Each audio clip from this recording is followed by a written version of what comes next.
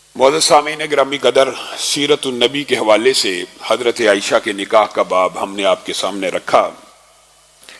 سیرت النبی کے حوالے سے ہجرت مدینہ کے بعد جو 1 سال کے 1.5 سال کے اہم واقعات تھے، تحویل کعبہ کا اور دیگر واقعات آپ کے سامنے رکھتے چلے آ رہے ہیں۔ یہاں پر نبی کریم صلی اللہ علیہ وسلم کی ایک نئی زندگی کا آغاز ہو رہا ہے۔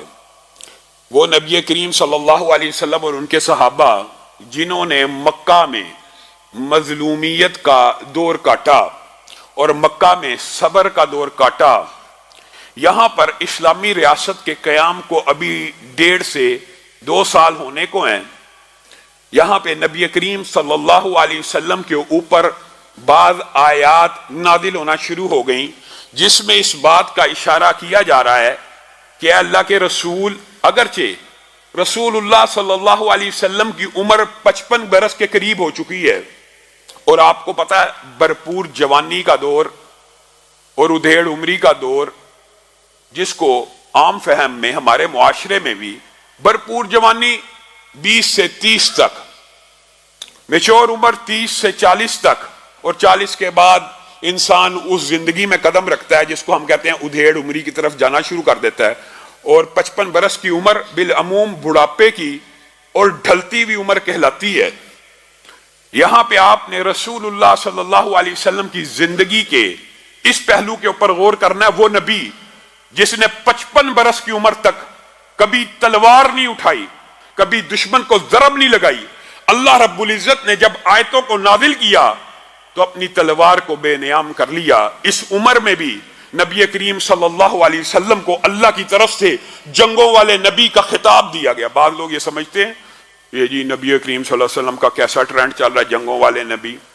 جی ہاں، یہ اللہ رب العزت کی طرف سے نبی کریم صلی اللہ علیہ وسلم کو اعزاز بخشا گیا، لیکن یہ بات سمجھنے کی ضرورت ضرور ہے، اور یہ آپ کے لیے بھی روین ہے اور پوری مسلمان امت کے لیے بھی ایک دہرائی ہے کہ وہ نبی جو مکہ میں صبر سے رہے، اسلامی ریاست کا 2 سال مکمل ہونے کو ہیں، تلوار بے نیام کر لی۔ کس وجہ سے؟ یہ وجہ پہلے بھی آپ کے سامنے متعدد مرتبہ رکھی ہے۔ ایک خاص وجہ ہے، اپنے ہی رشتہ دار، اپنا ہی کنبہ قبیلہ، اپنے ہی چچا، پورے کے پورے قریشیوں کو اگر آپ غور کریں ایک دوسرے کے رشتہ دار ہیں، انہی میں سے بعض مدینہ میں آئے ہیں، باقی ماموں، پھوپھا، خالو، چچا سارے کے سارے مکہ میں ہیں۔ ایک دوسرے کے سامنے تلواروں کو بے نیام کیوں کیا؟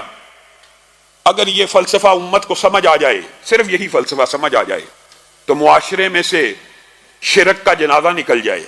لیکن ہمارے معاشرے میں عجیب قسم کا مغالطہ اور افراتفری پائی جاتی ہے۔ جی مسلمان جی شرک نہیں کر سکتا، جی نبی کریم صلی اللہ علیہ وسلم نے فرمایا تھا مجھے اپنی امت کے اوپر شرک کا خطرہ نہیں ہے۔ یہ جو بعض احادیث کو اختیار کر کر پھیلایا جاتا ہے اور دیگر احادیث کو ترک کیا جاتا ہے، یہ بھی باطل فلسفہ ہے۔ نبی کریم صلی اللہ علیہ وسلم کا یہ فرمان خاص آپ کے صحابہ کی جماعت کے بارے میں تھا، لیکن نبی کریم صلی اللہ علیہ وسلم نے یہ بھی کہہ دیا تھا کہ میری امت یہود و نصارہ کی ایسی پیروی کرے گی اور ان کے قدم بقدم ایسے چلے گی کہ جو وہ کرتے گئے ہیں وہ یہ کرتے جائیں گے، حتیٰ کہ میری امت میں سے بعض قبیلے ایسے ہوں گے۔ آپ کو کسی نے مغالطہ ڈال دیا، معاشرے کے اندر یہ فلسفہ موجود ہے، یہ جی اہل حدیث بڑے سخت ہوتے ہیں، جی یہ دیوبندی بڑے سخت ہوتے ہیں، جی یہ جی توحید پرست بڑے سخت ہوتے ہیں، ہمارے اوپر شرک کے فتوے لگاتے ہیں۔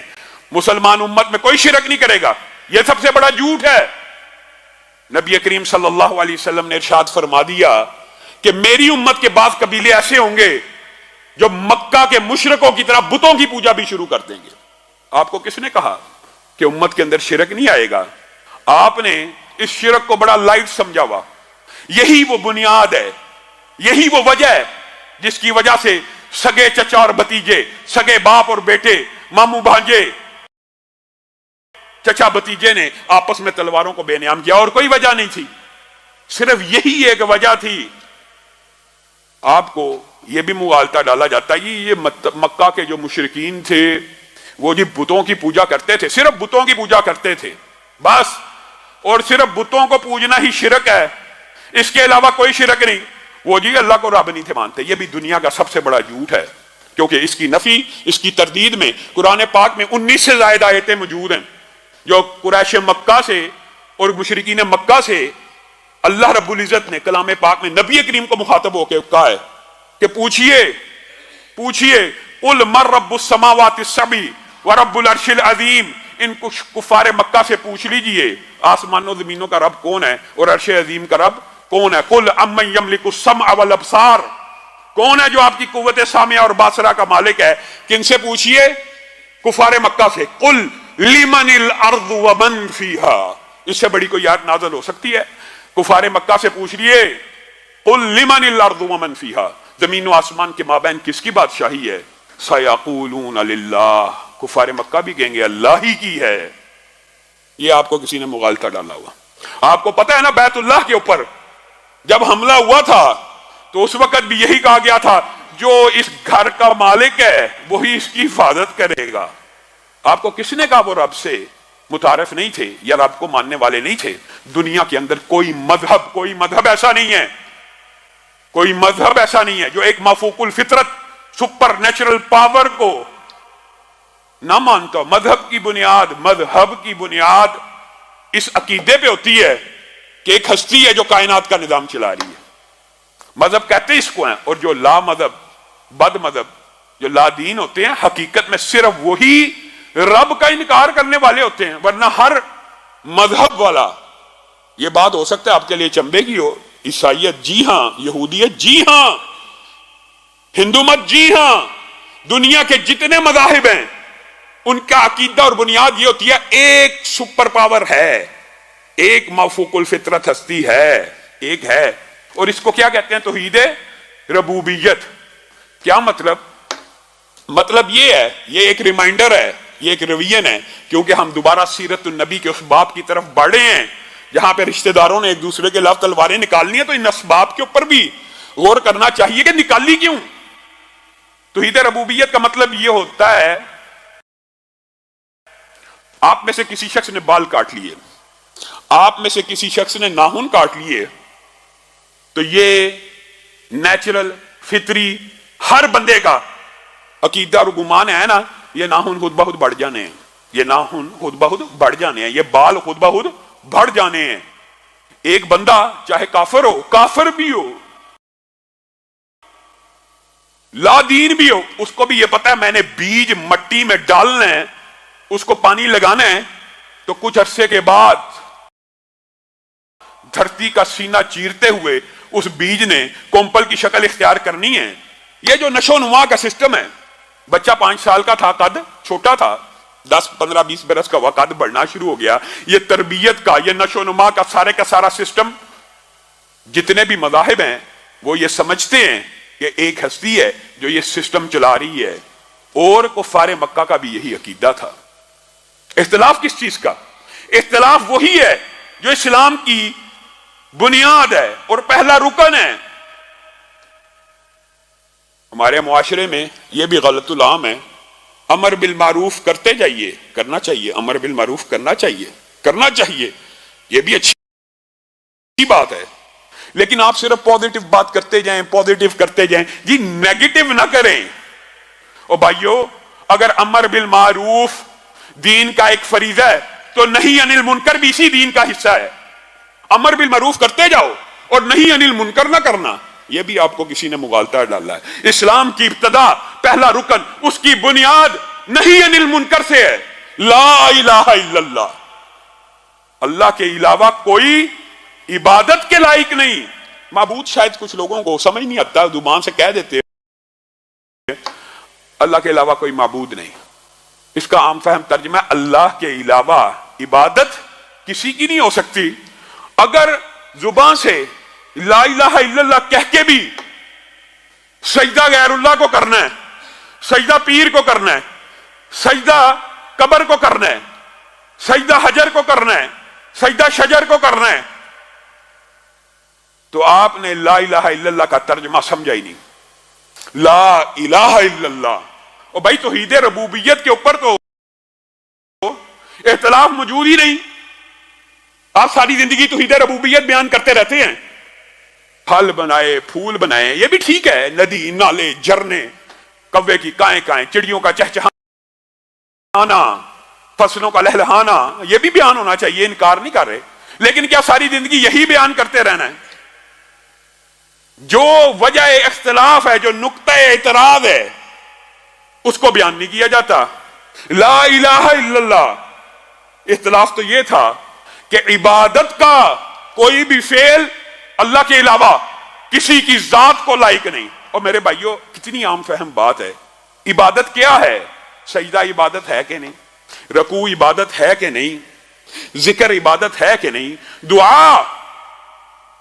دعا سب سے زیادہ شرک کا جو دباچہ ہے وہ اس باب کے اندر ہے۔ دعا عبادت ہے، عبادت کی سردار ہے، مخ العبادہ ہے۔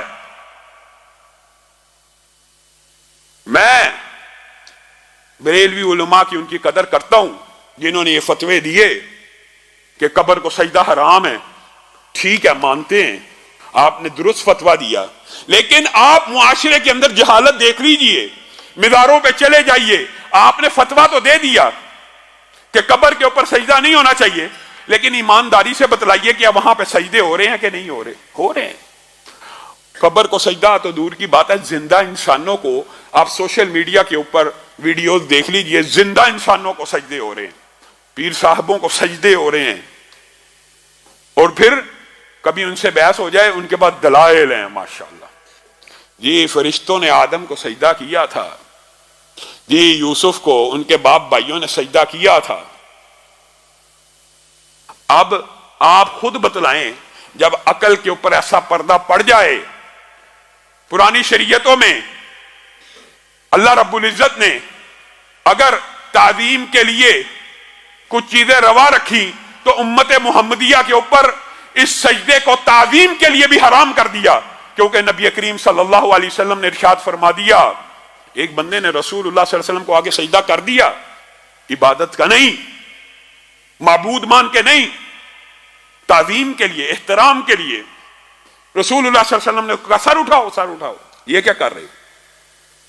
اگر میں محمد صلی اللہ علیہ وسلم اپنی امت میں کسی کو احترام کا، تعظیم کا سجدہ کرنے کی اجازت دیتا تو بیوی کو اجازت دیتا کہ اپنے خامند کو سجدہ کر لے۔ اگر احترام کا، تعظیم کا، عزت کا سجدہ بیوی کے لیے اس امت محمدیہ اور شریعت میں جائز نہیں ہے، پیر صاحب آپ کے لیے جائز ہو گیا ہے؟ یہ کس قدر ناروا بات ہے، یہ کس قدر جسارت ہے۔ عبادت کا کوئی بھی فعل، یہ تو تعظیم کی بات ہے، تعظیم کے لیے جائز نہیں ہے، اور آپ حیران رہ جائیں گے لوگ عبادت کے لیے بھی کر رہے ہوتے ہیں۔ اسی طرح معاشرے میں بہت بڑا غلط العام ہے، بہت بڑا غلط العام ہے،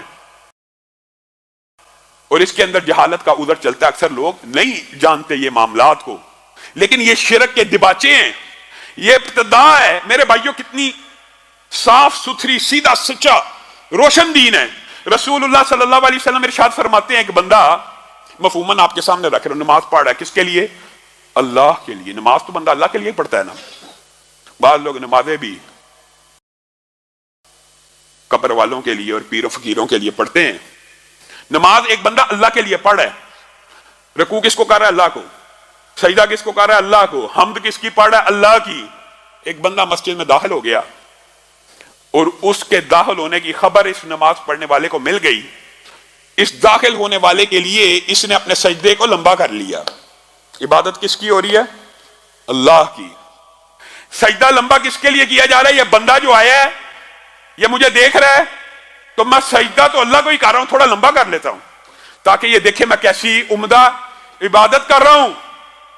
ایسی نماز رسول اللہ کے فرمان کے مطابق ضائع ہو گئی۔ کیوں؟ کیونکہ اس میں ریاکاری کا عنصر شامل ہو گیا۔ وہ رب جو اپنے لیے پڑھے جانے والی نماز کو ریاکاری کی وجہ سے قبول نہیں کرتا، کتنی عام فہم بات ہے۔ ریاکاری بھی، شرک خفی ایک ایسی چیز ہے کہ حقیقت میں یہاں پہ عبادت اللہ کی ہو رہی ہوتی ہے، صرف دکھلاوا مقصود ہے، اور دکھلاوا بہرحال شرک کی وہ قسم نہیں ہے۔ ریاکاری تو ہے، لیکن یہ اخلاص سے عبادت کس کی ہو رہی ہے؟ اللہ کی. جانے والا حج، عمرہ، نماز، زکات، روزہ اللہ قبول نہیں کرتا، تو غیر اللہ کے لیے کی جانے والی عبادت اور غیر اللہ سے کی جانے والی دعا اللہ قبول کرتا ہے؟ آپ کو یہ مغالطہ ڈالا جاتا ہے کہ حقیقت میں ہم ان اولیاء اللہ کی عبادت نہیں کرتے، ہم ان قبر والوں کی عبادت نہیں کرتے. یہ اہل حدیث جو بندی، یہ توحید پرست، یہ بڑے سخت ہیں، ہمارے اوپر الزامات لگاتے ہیں. ہم ان کی عبادت نہیں کرتے، ہم ان کے ذریعے اللہ ہی کو پکارتے ہیں. یہ ہمارے لیے ایک وسیلہ ہے، ایک ذریعہ ہے، عبادت اللہ کی کر رہے ہیں. میرے بھائیو، یہی وہ دباچہ ہے جو معاشرے میں غلط العام کی طرح پھیلا ہوا، اور یہ بات مقدمے کے لحاظ سے، اصول کے لحاظ سے بھی غلط ہے. وہ کس طرح کہتے تو یہ ہم ان کے ذریعے اللہ ہی کو پکارتے ہیں اور یہ ہمارے لیے وسیلہ ہیں، ذریعہ ہیں، لیکن جب مدد کی بات آتی ہے تو کیا کہتے ہیں؟ یا غوث اعظم مدد، یا علی مدد، یا رسول اللہ مدد. دعویٰ تو یہ ہے کہ ان کے ذریعے مانگتے کس سے ہیں؟ اللہ سے، لیکن جب مدد مانگنے کی باری آتی ہے براہ راست پکار لیتے ہیں، گویا اپنے دعوے میں بھی سچے نہیں ہیں. لیکن غلط العام ہے، اصلاح کی ضرورت ہے. لٹھ لے کے ان کے پیچھے پڑنے کی بجائے ان کو یہ مسائل سمجھانے کی ضرورت ہے کہ اللہ رب العزت نے دعا کو بھی عبادت کہا ہے، اور وسیلے کی اللہ رب العزت نے چند شرعی اجازتیں دی ہیں اور باقیوں کو حرام قرار دے دیا. ایک بندہ کسی نیک بندے کے پاس آتا ہے اور آ کے کہتا ہے حاجی صاحب، مولوی صاحب، علامہ صاحب میرے لیے دعا کر دیجئے. اب اس بندے نے دعا کرنی ہے کس سے؟ اللہ سے. یہ وسیلے کی جائز قسم ہے کہ زندہ شخص سے کوئی بندہ آ کے مطالبہ کر سکتا ہے، اپنے بھائی سے، کسی بھی بزرگ سے، کسی بھی شخص کو یہ کہا جا سکتا ہے آپ اللہ سے دعا کر دیں. وہ بندہ اللہ سے دعا کرے، اللہ کی مرضی وہ سن لے، اور بالعموم نیک لوگوں کی دعائیں اللہ رب العزت سنتا ہے. اس میں پوری امت میں کوئی اختلاف موجود نہیں. دوسری قسم یہ ہے کہ انسان اپنے نیک اعمال کا واسطہ دے. کس کے؟ اپنے. کس کے؟ اپنے. اللہ تعالی فلاں قاری صاحب بڑے نیک ہیں، ان کی نیکی کی وجہ سے مجھے معاف کر دے، اس کی اسلام میں کوئی گنجائش نہیں. اللہ تعالیٰ میں نے جو 5 وقت نماز آج پڑھی ہے مسجد میں فرض، اگر آپ سمجھتے ہیں کہ خالص صاحب کی رضا کے لیے پڑھی ہے، میرا یہ کام کر دیجئے. اگر آپ سمجھتے ہیں میں نے یہ قرآن پاک ختم کیا آپ کے لیے کیا ہے، میرا یہ کام کر دیجئے. اگر آپ سمجھتے ہیں میں نے یہ نیکی کیا، اور یہ سارے کا سارا واقعہ آپ نے بچپن میں غار والوں کا قصہ پڑھا ہوا ہے، تینوں نے اپنی اپنی نیکیوں کا واسطہ دیا، اپنی اپنی نیکیوں کا جو اللہ کے لیے کی ہوئی ہے. کسی نے ایسا واسطہ دیا کہ فلاں پیر صاحب فلاں نے بڑی نیکیاں کی ہیں، اللہ اس کے لیے مجھے معاف کر دے. نیکیاں تو اس نے کی ہیں، تیرا کام اس کی نیکیوں کے بدلے ہو رہا ہے. یہ مغالطہ ہے جو ڈالا جاتا ہے. اسی طرح تیسری قسم یہ ہے کہ اللہ کے خوبصورت اسماء ہیں، ان کے ذریعے اللہ کو پکارا جائے. اس کے علاوہ وسیلے کی ہر قسم اسلام میں منع ہے، اور اس کی سب سے بڑی دلیل حضرت عمر کا اپنا فعل ہے. حضرت عمر نبی کریم صلی اللہ علیہ وسلم کی قبر مبارک کے قریب منبر رسول پہ کھڑے ہیں. ایک بندہ آیا، آ کے کہنے لگا رسول اللہ جب زندہ تھے ہم رسول اللہ کے پاس آ کے دعا کروا لیا کرتے تھے، آج آپ ہمارے امیر المومنین ہیں، آپ ہمارے لیے دعا کیجئے. لمبا چوڑا واقعہ مختصر کر کے بات کو آگے بڑھاؤں گا. آپ ہمارے لیے دعا کر دیجئے. یہ ہے دعا کا وسیلہ. کسی سے دعا کروائی جا سکتی ہے. اگر اسلام میں ذات کا وسیلہ جائز ہوتا تو حضرت عمر کہاں کھڑے ہیں؟ مسجد النبوی کے اندر کھڑے ہیں، قبر مبارک کے پاس کھڑے ہیں، اور کہہ سکتے تھے رسول اللہ صلی اللہ علیہ وسلم آپ کے واسطے سے، آپ کے ذریعے سے، آپ کے طریقے سے، آپ کے وسیلے سے ہم رب تعالیٰ سے دعا کرتے ہیں. کیا کہا؟ کہا چچا عباس کو بلایا جائے، بڑے مستجاب الدعوات ہیں، ہاتھ اٹھاتے ہیں، اللہ تعالیٰ ان کی دعا کو ریجیکٹ نہیں کرتا. یہاں پہ چچا عباس سے دعا کروائی گئی کہ رسول اللہ سے کروائی گئی؟ کسی صحابی نے رسول اللہ کے جانے کے بعد رسول اللہ کے وسیلے سے ذریعے سے دعا کروائی ہو؟ نہیں، ثابت ہی نہیں۔ وسیلے کی وہ قسمیں جو شریعت سے ثابت ہیں وہ یہی تین ہیں، یہی دباچہ ہے۔ اور یہ بات میں اپنی طرف سے نہیں کہہ رہا، یہ قرآن پاک کی 2 آیات ہیں جو آپ کو یاد کرنی چاہیے۔ سورۃ زمر آیت نمبر 3، والذین اتخذوا من دونہ اولیاء، قیامت تک یہ جو دباچہ شرک کا، یہ جو ابتدائیہ شرک کا، قیامت تک جو احباب اس کام میں ملوث ہوں گے، والذین اتخذوا من دونہ اولیاء، جو اللہ کے علاوہ، یہ اللہ کہہ رہا ہے، میں نہیں کہہ رہا، کسی مولوی کا فتویٰ نہیں ہے، اللہ کے علاوہ اور اولیاء بناتے ہیں، اپنے مددگار بناتے ہیں، وہ ایک ہی مقدمہ پیش کریں گے۔ وہ مقدمہ بھی اللہ نے بیان کیا، ان کے الفاظ سے سمجھ جانا وہ کیا مقدمہ ہے۔ ما نعبدہم، ہم ان کی عبادت نہیں کرتے، الا لیقربونا الی اللہ زلفیٰ، ہم ان کی عبادت نہیں کرتے، یہ ہمیں اللہ کے قریب کرنے والے ہیں۔ اللہ تعالیٰ نے وسیلے کی ساری قسموں کے اوپر جو غیر شرعی ہے کیسا کڑایا چڑھا ہے، کیسا رد کیا ہے۔ والذین اتخذوا من دونہ اولیاء، جو اللہ کے علاوہ مددگار پکڑتے ہیں وہ یہ کہیں گے ہم ان کی عبادت نہیں کرتے، ما نعبدہم الا لیقربونا الی اللہ زلفیٰ، یہ ہمیں ہمارے رب کے قریب کرنے والے ہیں۔ یہی کفار مکہ کا مقدمہ تھا۔ یہ جو نیک لوگوں کے ہم نے بت بنائے ہوئے ہیں، تمثیلیں بنائی ہوئی ہیں، ہم ان بتوں کی عبادت نہیں کرتے، ان کے پیچھے جو شخصیات ہیں وہ اللہ کی مقرب ہیں، ان کے ذریعے ہم اللہ کے قریب ہوتے ہیں۔ اور لوگوں کیا ہو گیا، مجرد مٹی کی بھی کبھی پوجا ہوئی ہے؟ بعض لوگ جو مجرد مٹی کی بھی پوجا کرتے ہیں اس کی بھی ہسٹری ہوتی ہے، یہ کربلا کی مٹی ہے، یہ فلاں کی مٹی ہے، اس کے پیچھے بھی ایک داستان ہوتی ہے۔ یہ جو بتوں کی پوجا ہوتی ہے، رام کا، فلاں کا، یہ شخصیات ہیں جن کے بت اور تمثیلیں بنائی گئی ہیں، ان کو نیک سمجھا جاتا ہے۔ اور قرآن پاک میں جتنے بھی بتوں کے نام مذکور ہیں، اور آپ کے علم میں یہ بات ہونی چاہیے کہ لات، منات وغیرہ یہ سارے کے سارے، حتیٰ کہ صحیح حدیث میں آتا ہے حاجیوں کو ستو گول کے پلایا کرتا تھا، چلا گیا اس کی تمثیل بنا لی، اس کو بھی ولی اللہ مان کے اس کے ذریعے عبادات کا دھندا شروع کر دیا۔ بنیادی طور پہ بات یہ ہے وَيَعْبُدُونَ مِن دُونِ اللَّهِ مَا لَا يَضُرُّهُمْ وَلَا يَنْفَعُهُمْ، یہ عبادت کرتے ہیں ان کی جو نہ نفع دے سکتے ہیں نہ نقصان۔ یہ جی آیتیں صرف جی بتوں کے بارے میں ہیں۔ وَيَقُولُونَ هَؤُلَاءِ شُفَعَاؤُنَا، یہ ہمارے سفارشی ہیں عند اللہ، اللہ کے ہاں۔ عبادت اللہ تعالیٰ اسی کو عبادت کہہ رہے ہیں، وَيَعْبُدُونَ، اور وہ عبادت کرتے ہیں اللہ کے علاوہ ان کی جو نہ نفع پہنچا سکتے ہیں نہ نقصان پہنچا سکتے ہیں، اور مقدمہ یہ پیش کرتے ہیں یہ ہمارے سفارشی ہیں۔ اور اللہ تعالیٰ کہتا ہے قیامت کے دن یہ سارے کے سارے سفارشی ان کی اس عبادت کا بھی انکار کریں گے اور ان کی اس پکار کا بھی انکار کریں گے۔ اگر تو یہ آیتیں صرف بتوں کے بارے میں ہیں تو کیا بت قیامت کے دن انکار کریں گے؟ ایسی بات نہیں ہے۔ انسانوں کی پوجا ہوتی ہے، انسانوں کی پرستش ہوتی ہے۔ عیسیٰ کو ابن اللہ کہہ دیا، کہا کہ نہیں؟ ایمانداری سے بتائیے عیسائیوں نے 3 کا تیسرا کہا ہے کہ نہیں کہا؟ آپ کو کس نے مغالطہ ڈالا؟ جی ہوتی ہی نہیں، ہوتی ہے، آپ کے معاشرے میں بھی ہوتی ہے۔ اللہ تعالی ہم سب کو محفوظ رکھے۔ اور یہ بات بھی یاد رکھ لیجئے،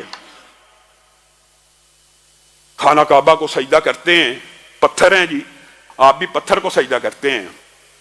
کوئی مسلمان خانہ کعبہ کے پتھروں کو، اس کے کپڑے کو سجدہ نہیں کرتا۔ خانہ کعبہ کو سجدہ کرنا آپ کا یہ صرف ایک آرگیومنٹ ہے، صرف آپ ایک دلیل پیش کرتے ہیں۔